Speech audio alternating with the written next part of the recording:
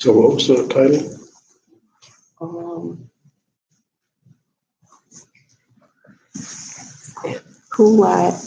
Who, what? No, that's wrong. Why, what, who? That's correct. Is that right? Yeah.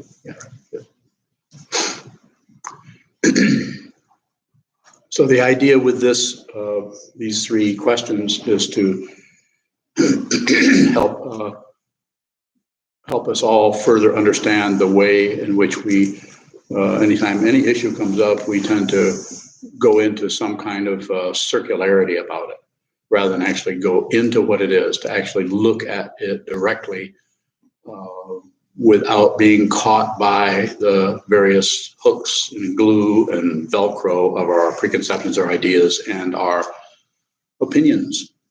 And then there's all other kinds of words that point to that.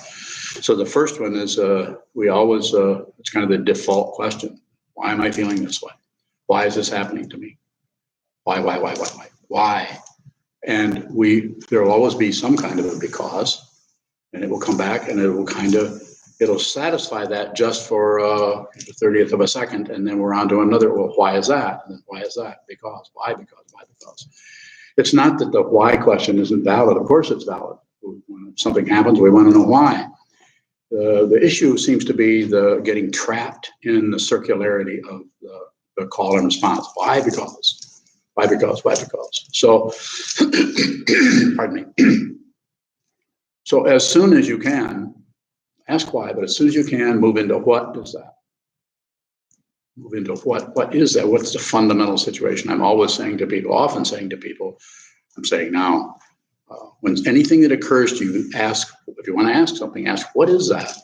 So that you don't immediately abandon that for a because will take you, because the ego mind, the self-centered the mind that is behind all of these nerve endings, doesn't want to feel bad, and will settle for temporary solutions. So again, no problem with asking why. It's just the idea of getting caught in it. I just found a rainbow in my pocket. It's a really unusual place for a rainbow. Yeah. You put that there? I know who did it. Mayun put it there from France. So, pardon the throat clearing. So the why question is it's good. This is what the Buddha did. He saw sickness, aging, and death. He came outside of his castle or palace, as the tradition has it, and sees someone who's very ill, sees someone who is very, very old, and sees a corpse. And then, so why is there difficulty? Why is there suffering? Why is it? Why is that happening? So he asked that question, and this, of course, much to the disappointment of his dad, as the story goes, he, instead of becoming the prince and inheriting the kingdom and becoming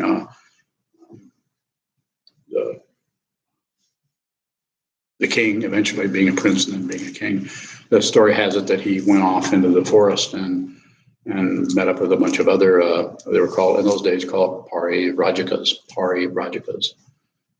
searchers or wanderers who were looking. And in ancient India, the atmosphere there for that kind of, using your life in that way to rather go into some kind of being a warrior or being a merchant or something. That was a valid approach to take up the spiritual path. Was supported in ancient India by the Hindu situation, which is Hindus, all kinds of variations on that. There's no one particular situation. There are Hindus or even atheists. So all kinds of ways of approaching that. And then the Jains, who'd been around at that time for a couple hundred years, and which was a very, very disciplined group. And but the Buddha asked, going out and searching for, as the story goes, 6 years, and then had a realization of what this was. And he shared it with the other guys who were running around in circles. I sometimes refer to them as his homies, homeboys. No disrespect. They just saw light coming out of him. The image probably wasn't much light. It was just probably something else. So he asked the question, the why question. Why is this happening? And he discovered that life is suffering, and the reason that there is suffering is we want things to be different than they are out of desire. We want something else, something else, something else. We're not okay with whatever's happening. And of course, we experience that all the time. So that why question is valid. It's just that once you see that, then it seems to be necessary to say, well, this is caused by desire. Well, how does that come about? Why is that happening? And then we have the 12 links on the chain of existence, which, as the story has it, he actually looks at sickness, aging, and death. Jara Marana is the Sanskrit, and then back and traces that back to, well, there's birth, and then before that there's becoming, and before that there's grasping, and before that there's desire, and in that area it gets a little bit vague, and there's different ways of talking about that teaching. But goes back through feelings, which don't have the positive or negative, and then back to contact, and then back to name and form, the five skandhas, and then on back to consciousness and samskaras or formations, and to avidya or maripa, just a fundamental shutting down or closing off. So he took it back in that way. And as the story goes, we might have skipped one of them. There might be one that he saw that has never been taught that we don't know about. Or that might be all incorrect. So don't believe anything. Don't believe anything I say. Don't believe anything, but don't look away from it. Actually, you need to look yourself. If you're listening to me, which you apparently are, then you need to see it yourself. It's not something that you can particularly join. Even the Sangha is not a club. So why? Because we want something else. And then the next one is what? What is that? So that's part of what these links on the chain of existence, or the nidanas, that's the response to what is this? It's just a huge structure of cause and effect of dependent origination, that anything that shows up as somebody or something, some person, is dependent on a whole lot of other things for having this apparent individuality or identity. And then what do we do with that? Because of the nerve endings, positive, negative, neutral, we tend to build up our own idea, and we get reinforced by others. We chat with others about how we're feeling, how you're feeling, what do you think about what I'm thinking about what you're thinking. And it just becomes a huge labyrinth of culture, society, beliefs, religion, and more ignoring, more circularity, which causes more and more and more. And if we were going to live forever, probably wouldn't have to meditate at all. After, I sometimes say, after about 300 or 400 years, you finally start to grow up and stop objecting to everything, or agreeing with everything. That's also a misunderstanding. You don't need to take a position on anything. You might need to do that for a while, but eventually, this is part of why the ego mind starts to get worried or afraid and starts to look for something else. I need something else. I don't know if I want to look, I don't know if I want to go this far into this. I'd rather go a little bit so I'm more peaceful, but then I want to kind of still have ice cream, do things that are enjoyable. Buddhism is too negative, nihilistic, not nihilistic. Nihilism is a position on an assumption about an understanding that is untrue. Find out yourself. Don't believe a word I say. Don't look away from it. Don't believe it. Don't accept it. Don't reject it. Don't do anything with it. Where does that leave you? I don't know. Where does it leave you? So why? And then what? What is this? It's confusion. So rather than abandon the confusion for why it was a cause, you're going to get an answer. We always do. This is how our whole society works. Right and wrong. Why? Because. Why? Because. This is right. This is wrong. Constantly divide, and want to control. Little tiny specks, little tiny specks called me wants to control. And sometimes those specks get the illusion through the apparent collaboration of other little specks. You have a whole country, a whole kingdom, a whole dictatorship, or whatever it may be. So temporary. What isn't temporary? Find out. Find out. I can't tell you, but find out. Look at it. How do you do that? Sit down, hold still, watch the movement of the mind to watch how it continues to come up with this, and then it comes up with that, and it pushes that down, and pushes this up. And so, why? Because what? My response to that is not separate. Look at everything and you think are separate things. It won't go away, but you see that it's unreal. And when you see that it's unreal, it becomes more intense because it wants a piece of that ego property. It wants to reinforce that. Don't fight that either. Don't fight anything. I sometimes say, lose the war. If you have a war here, lose. There fundamentally isn't any loser or winner. That kind of polarity is unreal. And the last one of the three W's is, guess that one. Let's start with the W. Whom? Whom is this? Who? So who is this? Who is it? Who? Yeah, it's who. You? Yeah. Why? Was that the first one? Yeah, why? A little bit, but not very much. Don't spend much time going in circles. About 3 or 4 times around the merry-go-round is enough. You can get off and say, what is this? And it's the dirt that the merry-go-round is hooked to. And then, who is this? Is it time to do who, or should we stay with what for a while? You're not going to help me?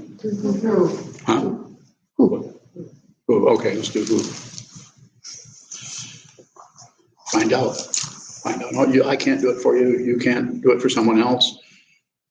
We have to do it ourselves. The very nature of consciousness is without a self. But you have to see it.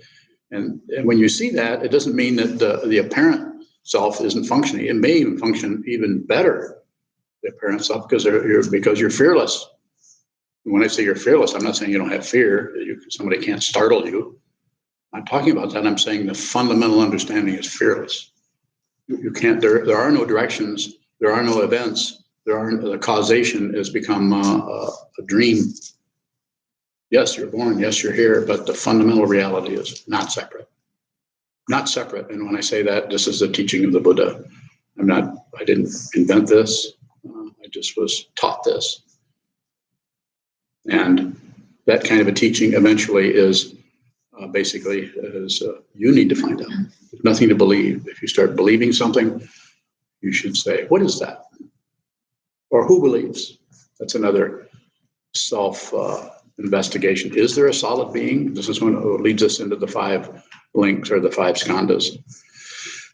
Form, feeling, perception, concept, or thinking process that reifies and not only clouds everything, but also supports it in a relative way that makes it, propaganda about anything.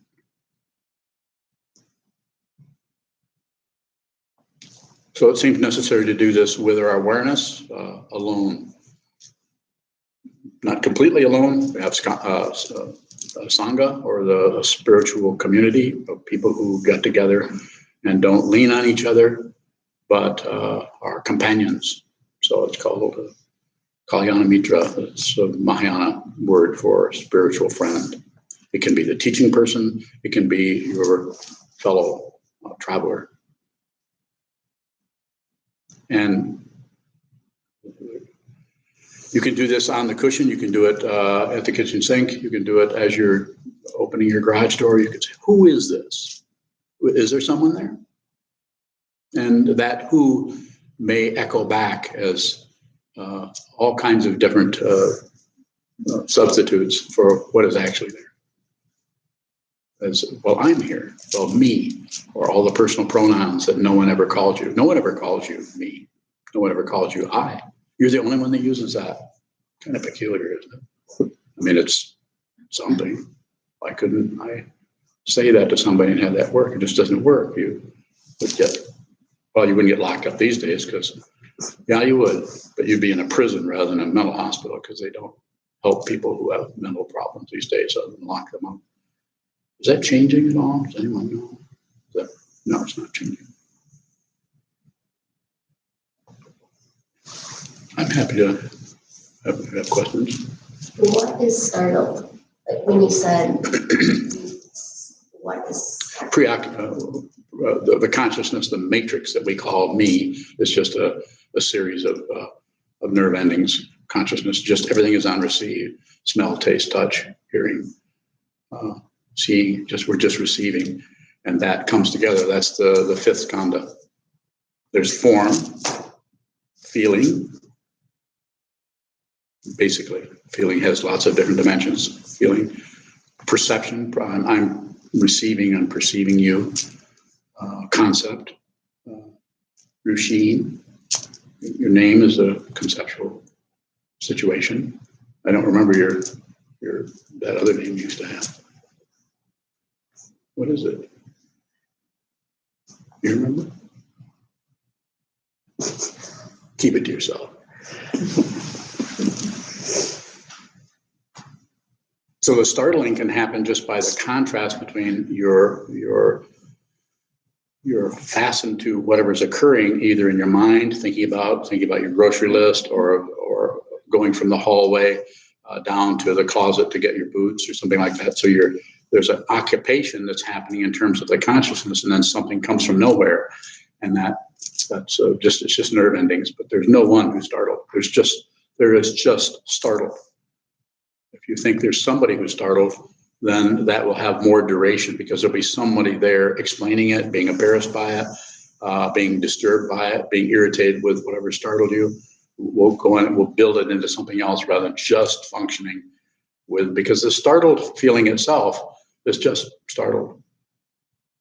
Like a deer, if you were to startle a deer, were out there feeding and you were out and startled a deer, the deer would be startled, but there would be no one there who's startled. There would be no, I'm a deer. Can't you see that I'm trying to eat? I mean, what's this, interrupting me? You know how fidgety I am. And there you go, bringing your clomp, clomp, clomp, startling me. So it would be no philosophy after. It would just be that. It's just that. More about that's a good question.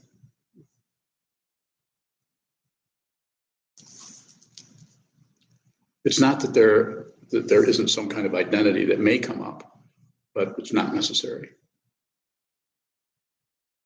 Quite often anything that happens is followed by some, maybe embarrassment, maybe irritation. Maybe it just depends on how your particular karma, your wiring, their causes and conditions, any number of different emotions or ideas or conclusions or exclusions can arise. But also it can just be nothing. Teo? You described two different functions of why questions, one being circular, why, because, and one investigating cause and effect, which sounds like Buddha did. Was one way the why function, is there one way that's more skillful than another? You need all of them. It's the addition to it. It's the lack of satisfaction over one. It's like the imputation that this isn't enough. I need to know more about that. It's like a maniac detective. Ego. I want more. I need to know why. I need to know what this is. Why? So I can get control of it. So I can stop it. So I can turn the volume down. So we need a little bit, but that little bit needs to come out of an open dimension called egolessness, called seeing the nature of reality. If you see the nature of reality, your individual identity is even more powerful because it's no longer operating out of the hope and fear of ego. So you actually see who you are. You're not separate from anything. It's not some kind of magical realism where suddenly everything becomes very ghost-like. You're realizing you're one with, I'm not talking about a walk in the woods, appreciating the birds. That's spiritual materialism. That's attaching oneself to one's feelings about the oneness of nature with everything. That's, if I may say that very directly, it's bullshit. And you don't need it. You don't need that kind of support. I'm not saying it's not maybe easier in some way. You don't need it. You actually, if you're listening to me, you're ready to hear what this is. And I'm telling you, sit down and find out who you are. So there's no doubts. The identity may come. It may be really strong sometimes. You may be startled. You may have a jealousy come up. May go away, but there's no longer a concern with getting rid of anything. So you're no longer a person trying not to be jealous anymore. Don't do that. It's unnecessary. I'm here to help you with that.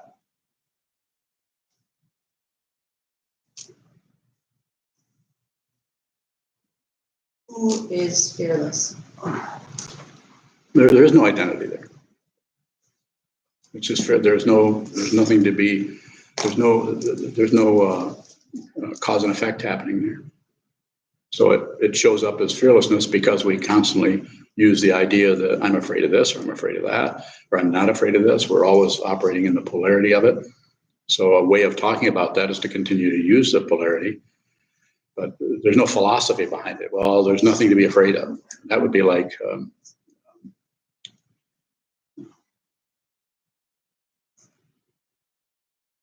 there she is. We were talking about being afraid of needles. You know, that kind of, it's like a developed situation that's based on the feeling of the anticipation of fear, the anticipation of pleasure. Those are the powerful ones. The actual situation is just ho-hum. Both of them, if you haven't noticed. Look closely. I'm not saying there isn't intense pleasure in eating lemon meringue pie, but it's not exactly what you thought it was going to be. It doesn't quite live up to it. Or maybe if you've been actually present, it might be more enjoyable because there's no expectation happening. You're absolutely, completely, you are that pleasure. You're not someone having that pleasure. Big difference. Hardly noticeable, but big difference. Same thing. You can't find two separate things anywhere. Please look, spend some time, sit down, train your mind, hold still, watch what moves, and strengthen the ability, you could say, to just be generous, to give your attention to everything that moves without any addition of, I don't like that, or any addition of, I want more of that.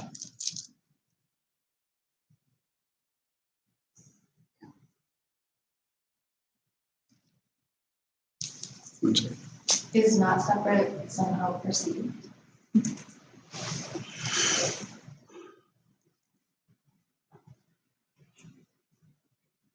Paraphrase your question.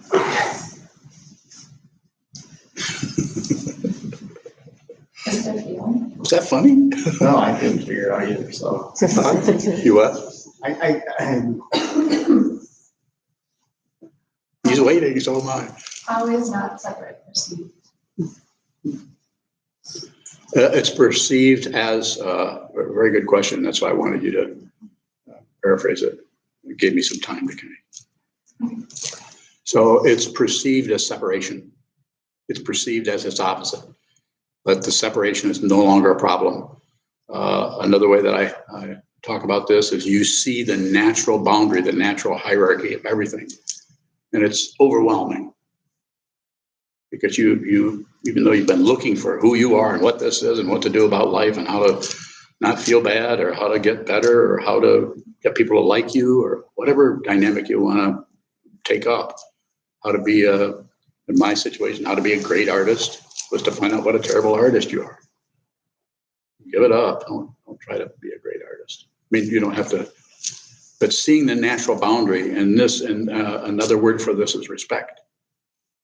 any kind of implied, a lot of times in the Dharma, there's some kind of trying to be a certain way, and some of that needs to occur, like the 16 precepts.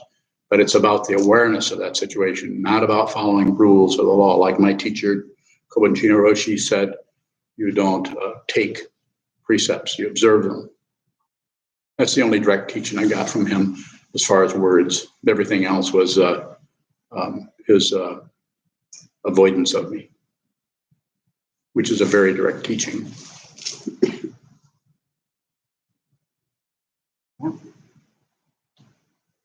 Tayo, did you have a question? No, pass it. Thank you. Yes. Jiyuzan from down in the monastery in I know Battle Creek.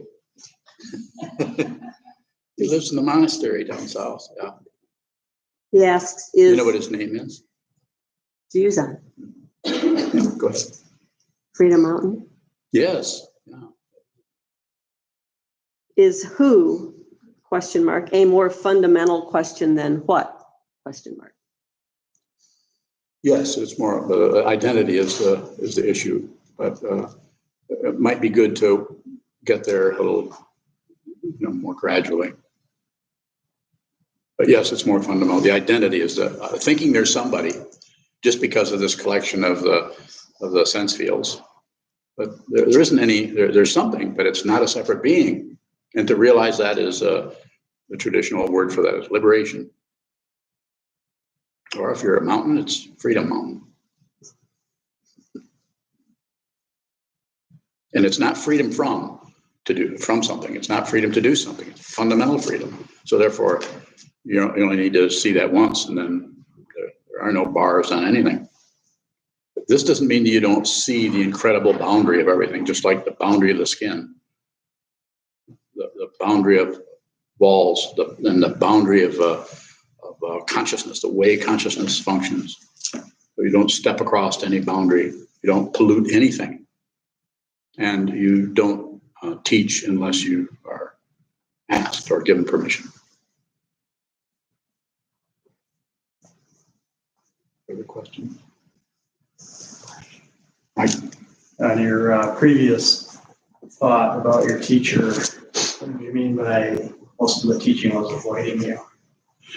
So his particular, I don't know, I didn't get a chance to ask him about it. He wouldn't talk to me. So, but he was my second teacher, and my first teacher was, of course, Chogyam Trungpa Rinpoche. And then he passed away in 1987. Then I met Kobun in 1990 and didn't realize that I needed another teacher. I kept thinking, I need another teacher. I had a Tibetan Lama, a guru, a Vajra master. So why would I need anybody else? Yeah. So, what's your question? I mean, was that a specific element of the teaching, or was he truly avoiding you because there was just too many people for him? I don't think it was too many people. No, he had plenty of time. He was not swamped with people particularly. He probably had a few hundred students at that time, but they were all over the place. Yeah, I think he, if I were to characterize it, I think he could see how full of myself how arrogant I was. That was his teaching for Huh? you. That was his teaching. That was for his you. teaching for me is, Yeah. if you were to say it like you're an idiot. Took me a while to get that. Now you're full of yourself, and I'm not buying it, basically. And so it was extremely painful for me at the time. But it's exactly if you want to say it literally, it's exactly the medication I needed. Meditation I'd been doing, but the medication of that kind of response was painful. It took me quite a while to even get to the point to ask him to function as my teacher, because I really fundamentally didn't think I needed one anymore, because I pretty much understood the Dharma. It was still it was an understanding. I understand it really well, like some of you probably do. But if you see what this is, then you're no longer separate from the Dharma. And seeing that you're no longer separate, you are that. And so much so that when I say fearless, I'm talking about fearless. There's no longer any death. Nothing dies. If you think you're going to die, This is an illusion because your body will die, of course, but you're not your body.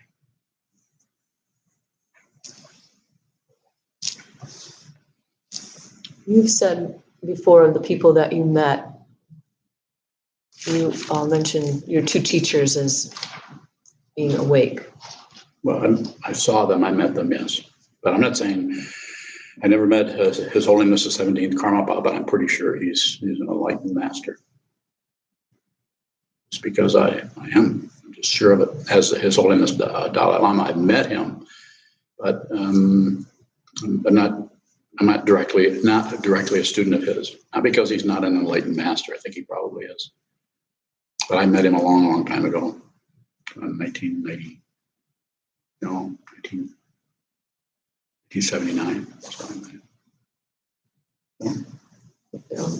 To me, it seems like you say that like you trust that at the time when he was blowing you off, did you think that he was awake?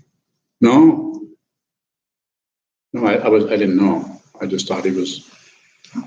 I just took a while, but I felt like he could see through me. He could see that I was full of myself, and I was assuming things about myself that were not true. Like that I didn't be so foolish to claim that I was enlightened, but kind of thought I pretty much knew what was happening. Just a matter of time that I would actually be recognized as a great master. You ever have those thoughts? Sure.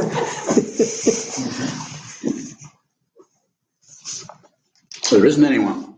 I'm not saying there isn't something. It's powerful. What there is actually much more powerful than there being some kind of enlightened being. The Buddha's already done that. Nobody else has to do that.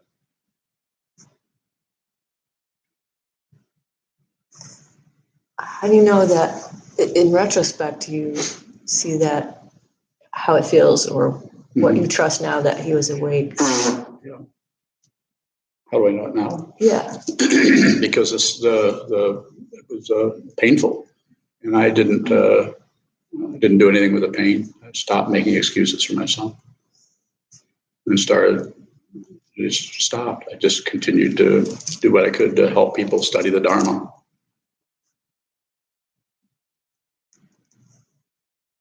You said Trungpa was direct with you, but you didn't have that much contact with him. I probably had more direct contact with. I never had an interview with Koban. He wouldn't submit to it. But he was an unusual teacher. He's the one I tell the story sometimes of someone that came to him about all their problems, and they were just so down in Mexico. He was a very interesting person, Koban, and he was in an interview with somebody, and someone, as the story goes, it's just a story. I wasn't there. But someone was complaining about their life and everything's terrible and things were lousy. And he comes and he said, mine too. He said, I'm having a really terrible time. Koban said to him, at least this is how the story went. And then Koban got up to and said, excused himself and went and left the interview and went in another room. And the guy sat there for a while, as the story goes. And finally, he didn't know if he went to the bathroom or went to this door that he went through and opened it up. And it was a bathroom and the window was open. That's Koban. And his Dharma name was Cloud Phoenix. So he was very much, he even abandoned his teacher. And the teacher in Japan didn't want him to leave.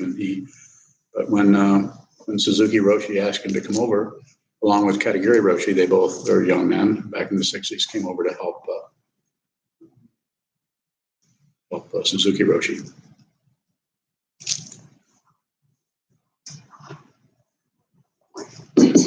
What makes him your teacher if you haven't been with him or received any teachings? I did receive it. The one That's all I does need. not come. Just observe. You hear me say it all the time.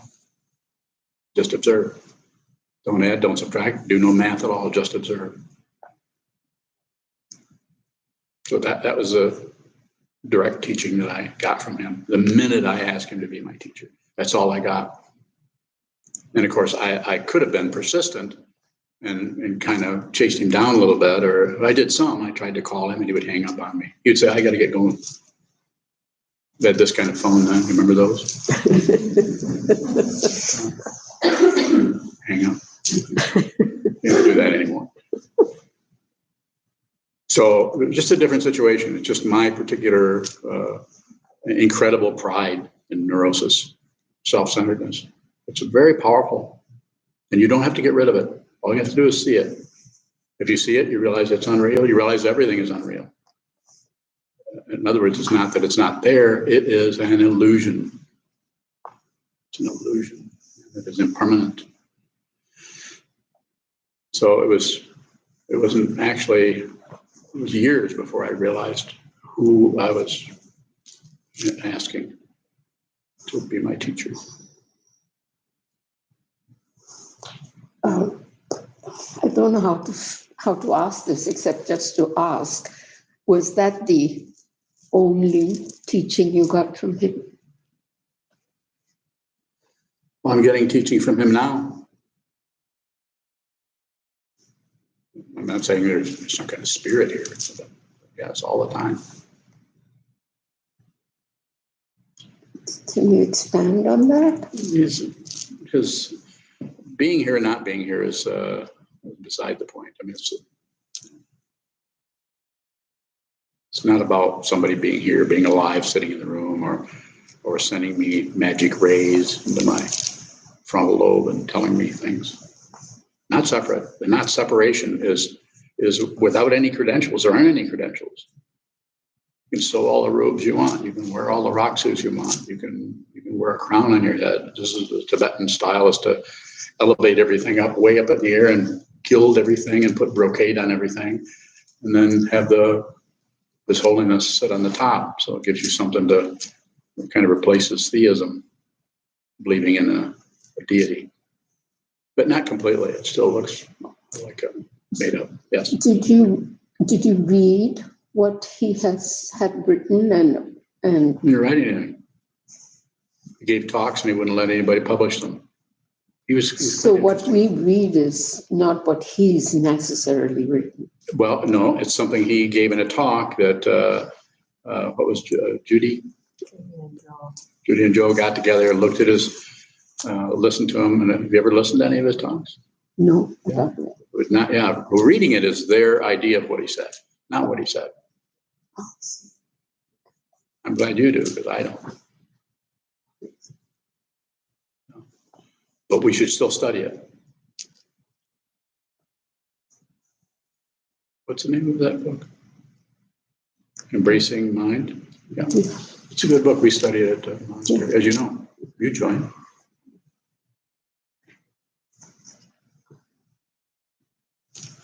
How do we observe these sticky emotions without getting caught? Just see the way you get caught, rather than try to fight with them. Just notice. Just let it get a hold of you. When I say let, not even that word doesn't work. But actually have the sticky emotion without looking for a rescue or looking for some cover to put over it or some kind of explanation. Passion, aggression, and ignorance. The aggression tries to slam something over it. The passion tries to explain or blame somebody else or blame yourself. Blaming someone else, blaming yourself, not two different things. They're different or they're separated, but they're very, very similar in energy. We talked about like pride and shame. Pride is the puffed up version and shame is, oh my gosh, what am I doing? Who do I think I am? Nobody. I feel so ashamed. So just observe that. Don't change it, because if you just observe it, then because very nature of being a living being is impermanent, so nothing lasts. So even that will only last about objecting to it, agreeing with it, or ignoring it, shutting it out, because fundamentally you're not separate from that. You're not other than that, nor are you the same as that. That's why it's difficult, because we can't do it with just concepts alone. It seems like observing and getting caught in it are so close to one another. They are. You know what I call that? Awareness. Yeah. Very good. You have to start to get right close to the fire to see how hot it is. But so you can't sit back and just do it abstractly. Fire is hot, stay away, keep the door closed, keep a squirt gun handy. Yes, go ahead. So when you are asking us to turn around and look and see who it is that's having those feelings, and you see no one, there's nothing Yes. there. I guess my question is, what comes first? The unhooking from the feeling, You don't have to unhook. observing the feeling, Okay. watching yourself get caught in there, Yeah. thinking that you're observing it, and then how do you play with that? So if you're trying to detach or trying to give up or trying to surrender, you're trying to do that, then you're trying to do something that is actually ignoring the way in which you're attached. So you have to act, and it's painful to go in and actually just be the texture and the feeling of, and then you actually see, if you can see fundamentally every digit that is wrapped around whatever it is you're attached to, you don't have to do anything else. You don't have to detach because it's unreal. But if you see one part of it that is still clinging over here, and that's Tuesday at 3:00 where you're hooked onto this situation, that will, proliferate, or that will contaminate the rest of your awareness. Because why? Not separate. So you have to fundamentally awaken from the inside out. And the only way you can do that is you need to go within and see that there is no one here, no one home. It's not a credential. It's not a celebration. It's just the truth. But you have to see it. And if you don't want to do this, then do something else. There's a lot. You can't leave here. You can't leave this room. You can't leave any room. It's always now. It's always this moment. Or past and future, what I call the two thens. There's this, and then there's then in the future, and then way back then. Yes. Yes. Wrong What person. is different between what is startled and what is seeing what's with it? One is just consciousness, and the other is a reaction. Reaction here has to do with nerve endings and the imputation of the belief that we are a physical form.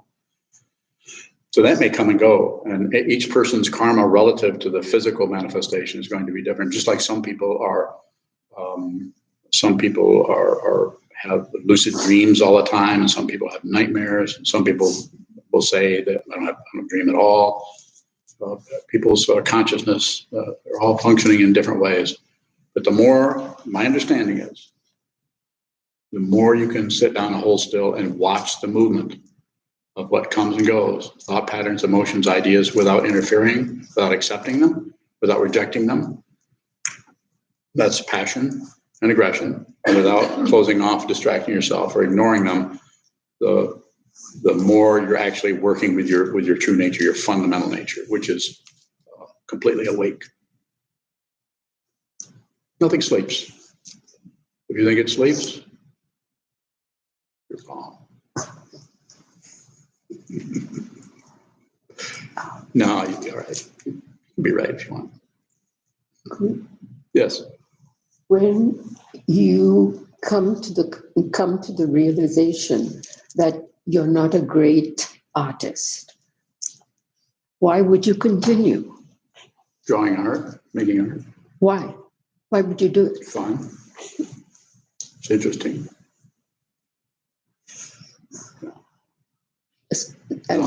Go ahead. So you would be content with, I'm content if not. okay, so you would just do you'd look at that, look what you've done, and you'd say, not very good, but it gave me pleasure doing it. I wouldn't do that. Then what would you do? I mean, how would you deal with the fact that you're a third-rate potter? Just clean up my mess and do But I'm no longer concluding anything about it. So there's no conclusion of I'm a third. I'm just making things, but the elevation of, some artists. I could talk about that a lot because I spent a lot of time studying art. But some artists, just like some writers, some musicians, some anything, you were born. Some people are born with a great voice, and some people are not. So there's that kind of thing. Some people are born with a natural, understanding of color and light and shape. Some people just have an intuition around that. And I was born with a little bit, but not a lot. So that caused me to really study it a lot, to see, to understand more of why is someone like, Picasso, to pick somebody that everybody's heard of, why is he so great? What's so great about his work? And so I, many years ago, sat down in front of a painting of his and found out by looking at it, not by reading about it, but just looking at it for hours and hours, same painting over and over again. So, and then the understanding that comes about is, I can't do that. That's what but I could still make things, and I still do things. I've got all kinds of graffiti all over your rock suit. It's done. It's all done. Unless I decide to change your name. Then she'd have to sew another rock suit. I know, but we don't want to tell her that.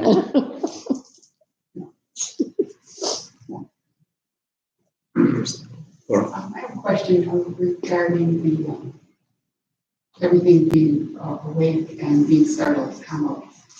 I had this experience happening fairly recently. I'm sitting on my sofa at home doing some work on my computer. I look up and everything is awake and looking at me. Inanimate objects and flowers and momentary experience of it's awake and looking at me, and I'm looking at it, and I'm startled, like, oh my goodness. So, is that really awake? Yeah, until you said, "Oh my goodness." I The "oh my goodness" is extra. The "oh my goodness" is the ego part.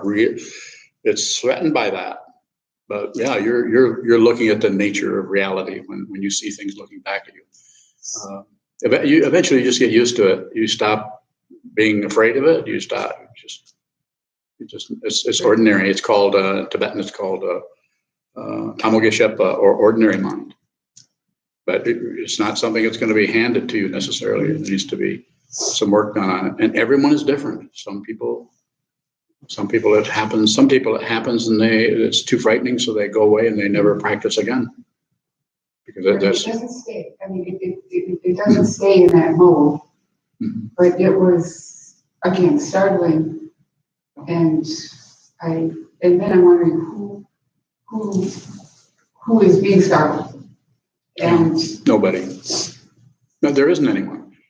There's just this is a temporary. This is on loan.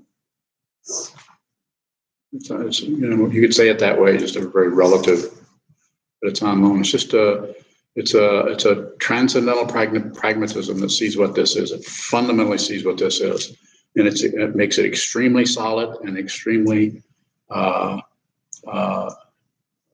transparent. You see through everything. So if there's no grasper, then there's nothing to grasp. If there's nothing to grasp, then there's no grasper. This is transcending the duality of me and everything else, or you and everything else. This happens through the teaching person and the person who is trying to understand the teachings and going on and not only in the Buddhist tradition, but in other traditions, tradition of Ramana Maharshi, Nisargadatta Maharaj, or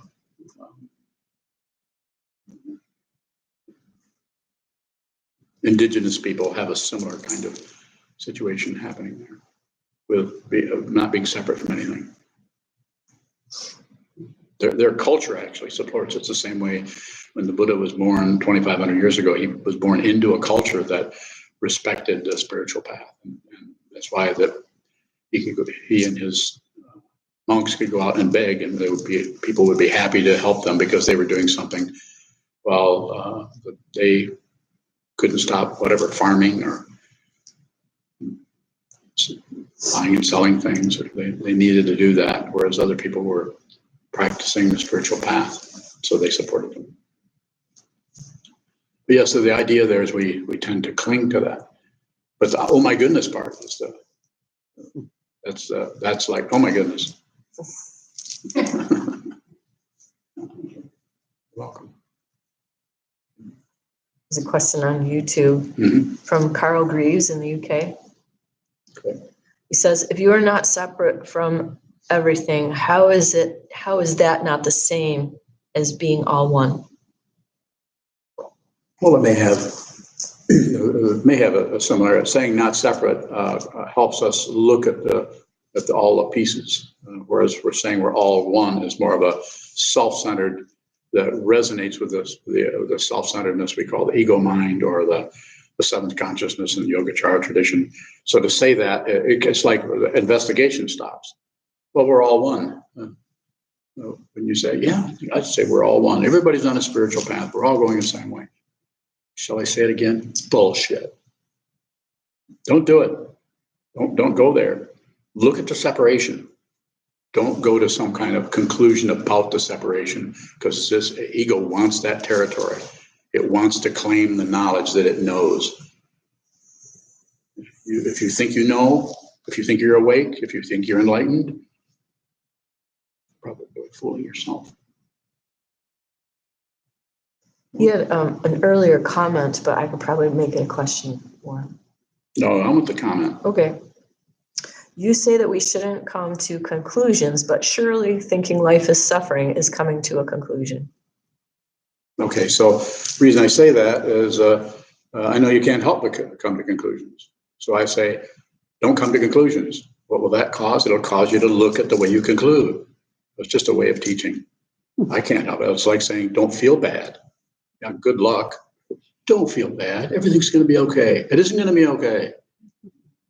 Is that now I'm going the other direction? The Buddha, people criticize the Buddha saying he's a nihilist. No, he wasn't a nihilist. He was a realist. He saw suffering and he pointed it out. So I would say to this person, what was his name again? Carl? Yeah, I think because there's another one that came in and From him? different guy or person. Girl. Well, I don't know. Cam Carr. I'm not. Cam? From Minnesota. Cam from Minnesota. Hey, Cam. What up? Noticing the certainty of impermanence, does that which witnesses change, and is that a muscle that develops in the body? I don't know. Noticing the certainty of impermanence, does that which witnesses change, and is that a muscle? If you, by continually practicing, sometimes I use the image of a muscle. It's like the awareness tends to start to get stronger than the conceptual idea of coming to conclusions, coming to exclusions or opinions and ideas. And the awareness starts to be more willing to live in an open dimension where the ego isn't really sure what's going on. It doesn't need that kind of security. There's a book title, I think it's by Pema, The Wisdom of Insecurity. There's that insecurity doesn't feel very good, but it's a sign that there's openness there, and the insecurity is coming from the desire of the ego to have some kind of strength and belief in something, and we have to know what's right, what's wrong, and all kinds of things like that. And so you don't need that. You can live without any conclusions. So the reason I would point that out would be, I don't know, you look at it.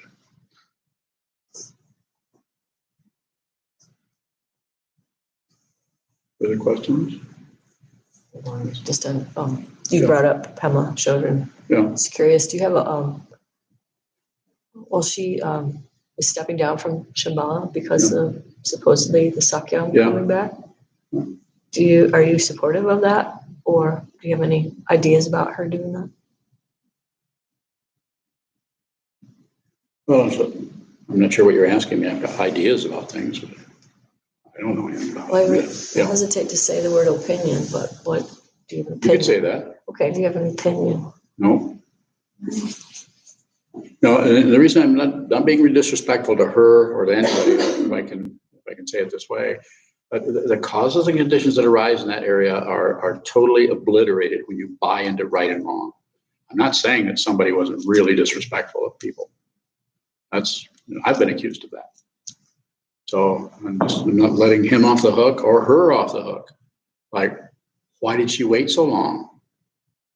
I mean, you could say that, but I'm not even going to say that because I don't really know. I don't know what it's like to be her. I don't know what it's like to be him. But the karma that he inherited was really, really difficult. Look who he had to live up to. His dad, who was he was my guru. I can't say it any other way. He was my Dharma teacher, but he functioned as a guru for me. Coben did not. So it's just, I don't know. I don't have any solution or I don't come to a particular conclusion about that other than it's hurts. It hurts here, it hurts here, it hurts here. It hurts to look at everything going through that type of situation. But that's also unreal. So see what how things show up. I have no idea.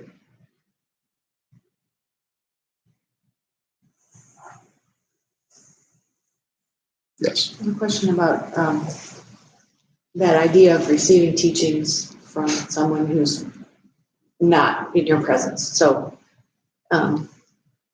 so I sometimes go through the day and I have a thought or a question or issue, and I think of what you might tell me.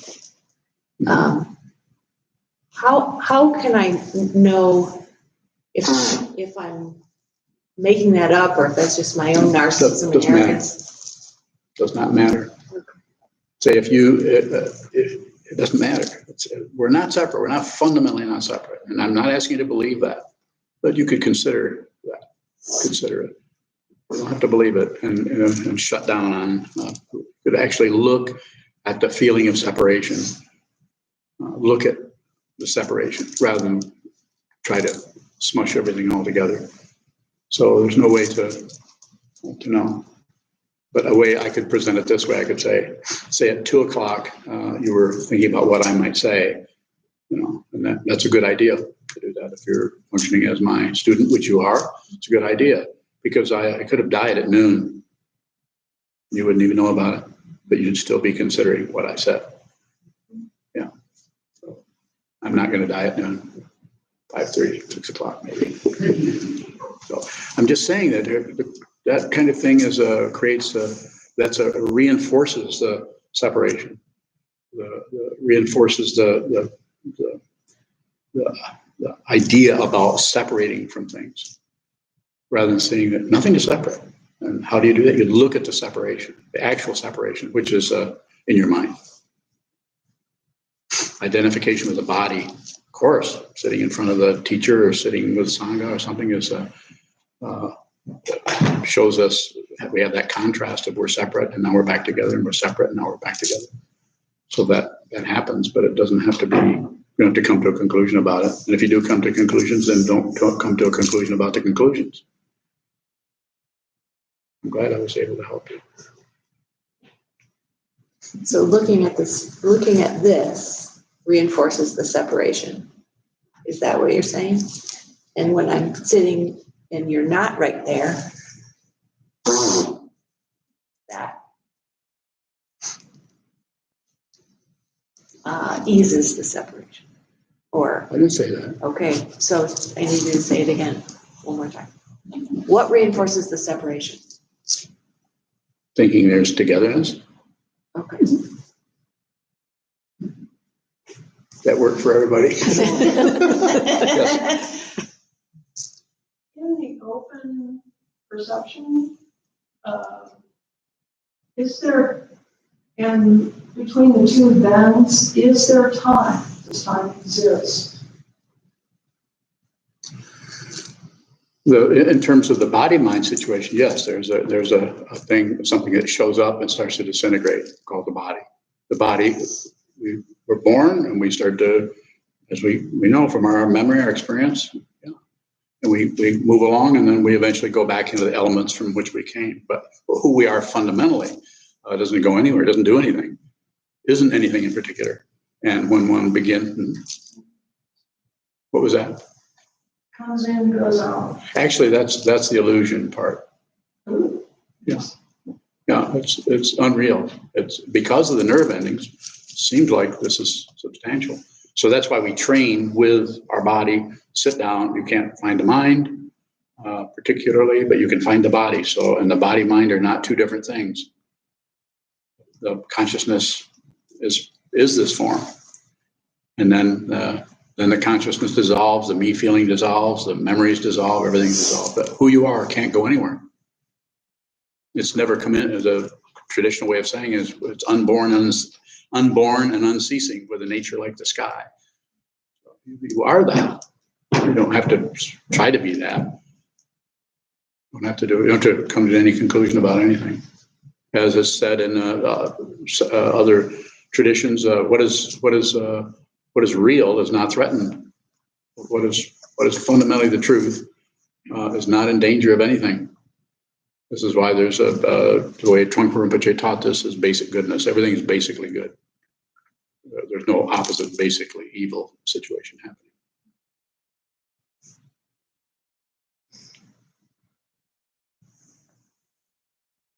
Time to end. Does everybody want to end? Looks like it. Okay. Thank you.